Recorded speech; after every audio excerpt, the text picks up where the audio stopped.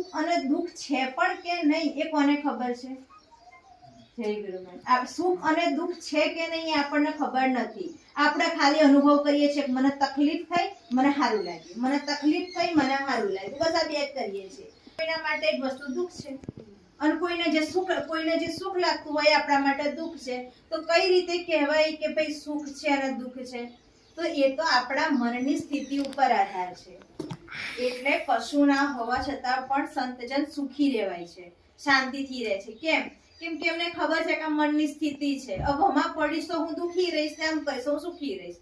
તો અગર દુઃખની ક્ષણો અનેકો છે તો એમાં સુખ બી તો છે, કેમ કે એ તો મનની સ્થિતિ છે. તો અનુભવ આપણે કરવાનો છે કે આપણે સુખી રહેવું છે કે દુઃખી રહેવું છે, પણ કઈ રીતે? તો એના વિશે આની અંદર લખેલું છે કઈ રીતે સુખી અને દુઃખી રહેવું.